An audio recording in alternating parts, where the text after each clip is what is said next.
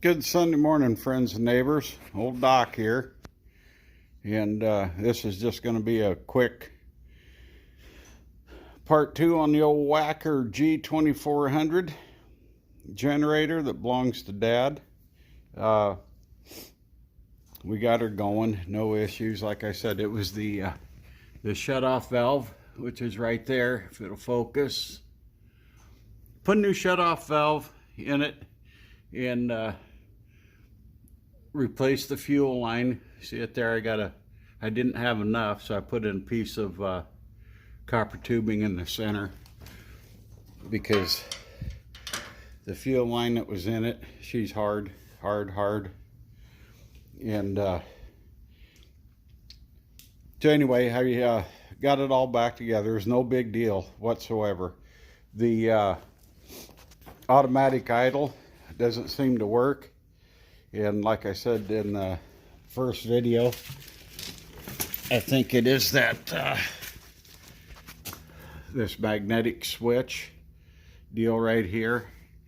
When you flip it over to auto idle and shut a light off or whatever, it's like it kills the ignition, and then when it's right on the verge of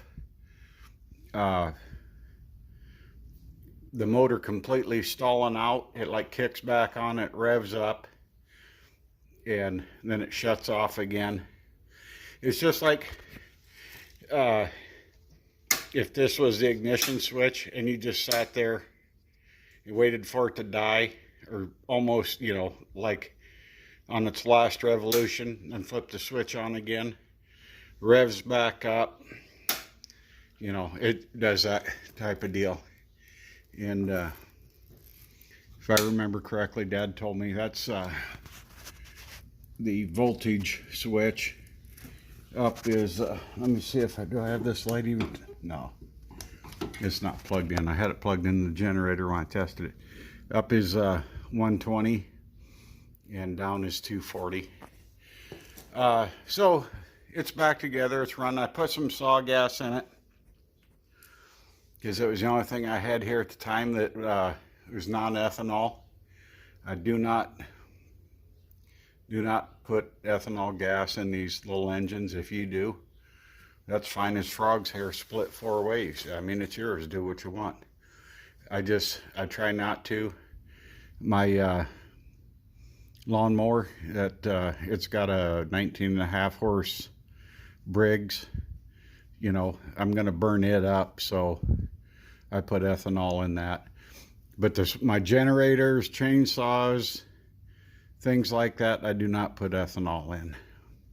Anyway, the reason here, and then once again, I didn't bring my phone holder. I'm going to start it up. Oh, back to the gas deal. I said I put saw gas in here, and it's 50-to-1 still. Oil mixed with the gas, and it didn't take long. It smoked her right up in here. So I just went to town and got 1.5 gallons of non-ethanol and added to it. And I wasn't dumping. Like I said, I don't know what Dad had in here, but it didn't look good. I know he said he put stable in it. How much, I don't know. But how old the gas was, I don't know that either. But I wasn't going to put it back in here. So anyway, we added to it, so hopefully it's going to smoke, but hopefully it doesn't smoke as bad as it did yesterday. Because I had the old Remington diesel heater going in here, and it's no issue at all. If I run my generator or this generator or something, it fills, it fills this building up with carbon monoxide right now. So anyway, I want to start it back up, and before we give it back to Dad, and I want to check and see that it's putting out 120 volts for one thing, and also check how many hertz it's putting out. If it's low on voltage and low on hertz, there is, can you see? There you go. There you are. This knob here that is to regulate the speed, and low is that way, high is that way. So if we're low on voltage or hertz, we just try to pick the speed up a little bit till we get 60, 59, 60, 61 hertz. And you kind of want to do it under a load also, but we're going to try it without the load first. Just bare running by itself. You should easily be putting out 120 and 60 hertz. If it is, we'll plug in this halogen light. I think it's 200 watts or maybe 100, I don't know, but it'll put some stress on it, and we'll check it again under load and make sure it's still 58, 59, 60, 61 as far as the hertz, and right around 120 volts. So, and like I said, I didn't bring my damn phone holder. I'm going to run in and grab that. So we'll be back in a minute. Go get your cigarettes or get a pinch of Skull, whatever, beer, grab whatever you want, and we'll be right back.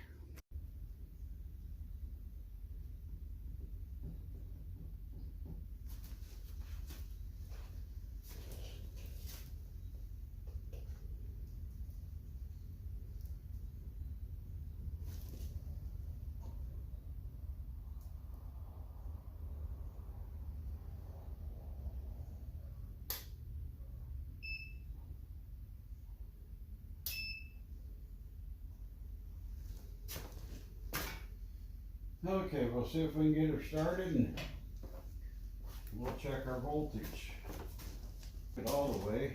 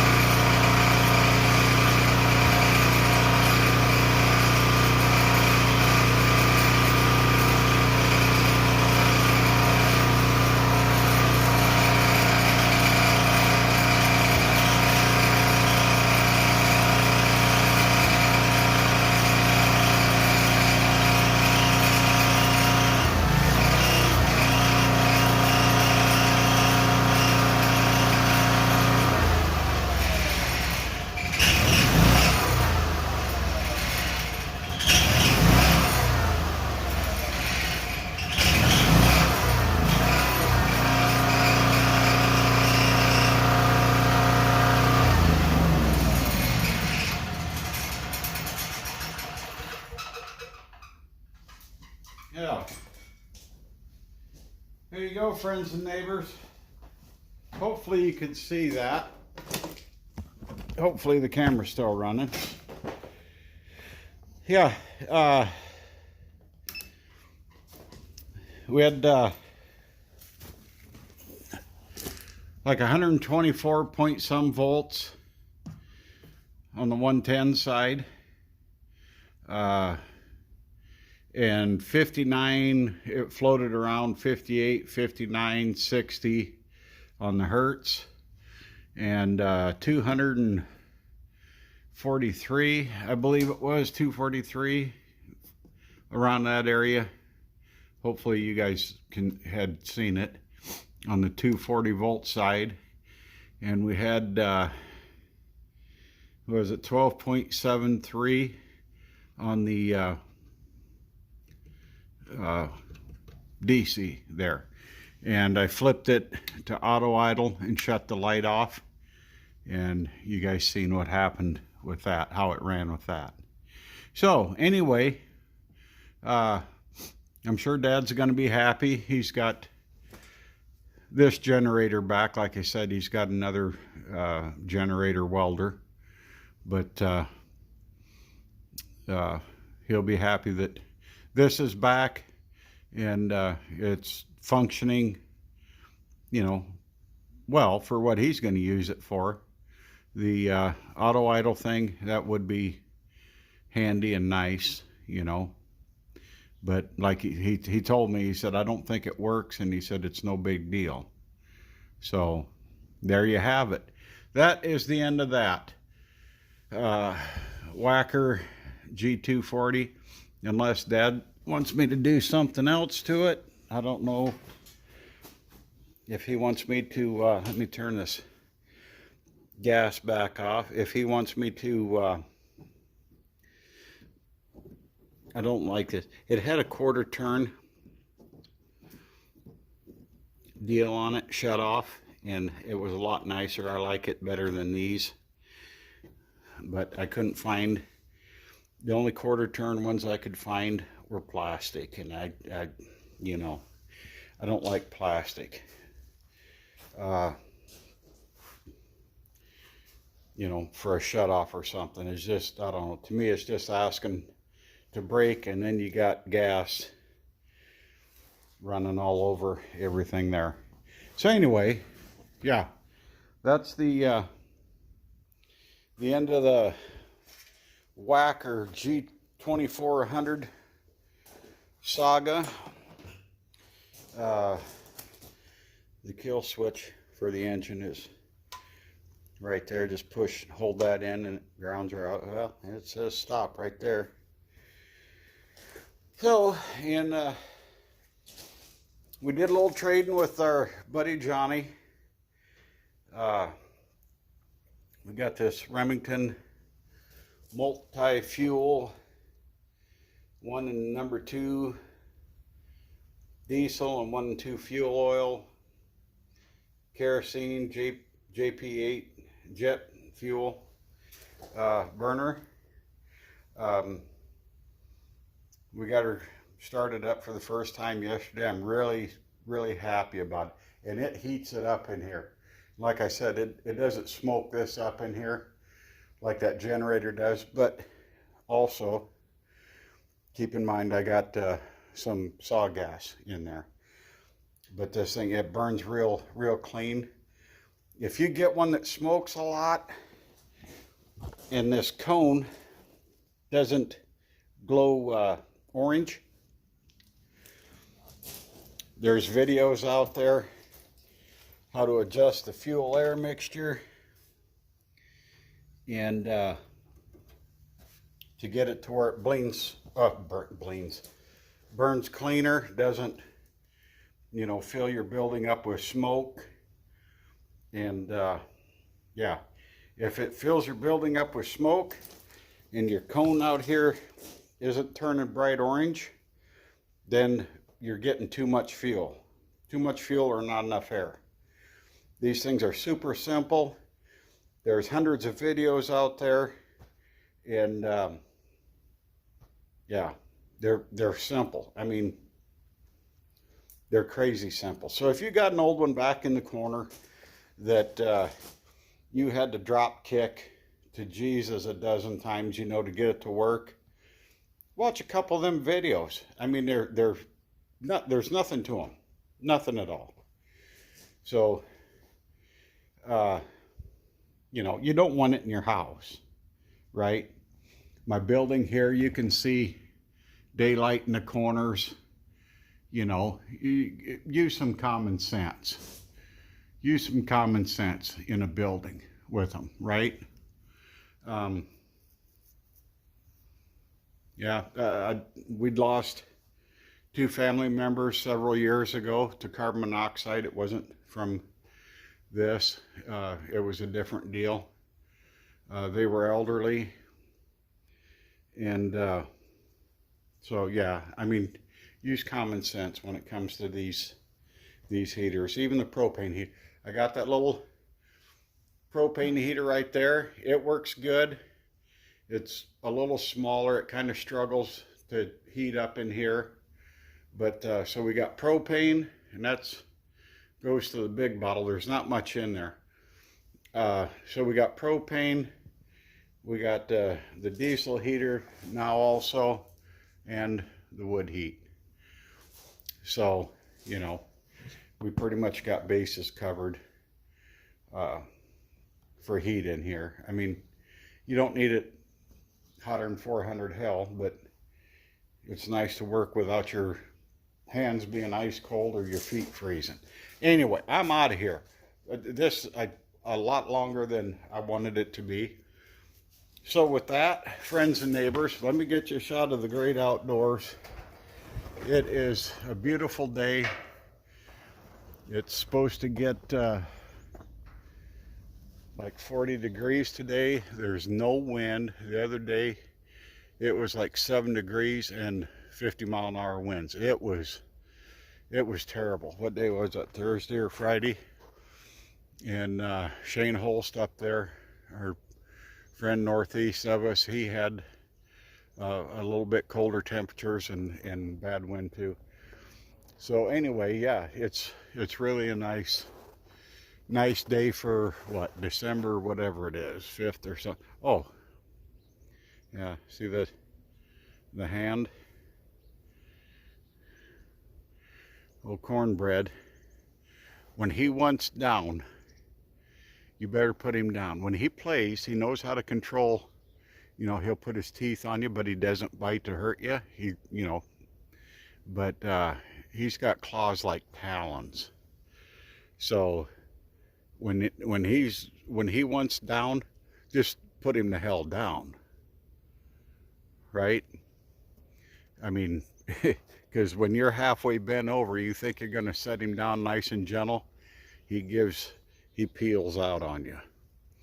Anyway, he's a good guy.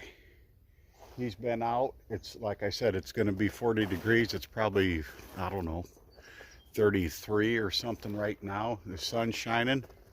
No wind whatsoever. And he loves the great outdoors. There's that big black cat. I don't know. Maybe you guys didn't see him. He just went under that truck over there. But on days like this, he has got some really cornbread. He's got some really thick winter fur, and he loves outside. So he comes out. He comes in the house, and most every night he sleeps all night in the house. Last night he didn't. Matthew said that he heard him about midnight, and he doesn't go to the bathroom in the house. You know, we have a litter box because of, you know, our old cat, and then Penny's Siamese cat. They used the litter box. Cornbread, I don't believe he knows what a litter box is. So, but he does not go to the bathroom in the house. He when he wants out to go to the bathroom, or just wants out, he goes to the door, parks his big old duff right there in front of the door, faces the door, and he'll meow. You get up, open the door, and he goes out. It's that easy. So, you know, with him, you don't have to worry about a litter box or anything. He's an indoor, oh, there goes rabbit. He's an indoor-outdoor cat, and that's fine. I know if he was litter box trained, as far as I'm concerned, he could stay in the house all the time if he wanted, but he really enjoys chasing the birds, and he catches them. The issue is this time of year, there's not many birds around. A few sparrows, but that's about it. Anyway, I'm done rambling. Holy smoke, I might even cut this out. Y'all have a great Sunday. Be kind to one another. Do something kind for a friend, a stranger, a loved one, a neighbor, whoever. Be kind to somebody. And treat yourself kind also. So with that, happy trails.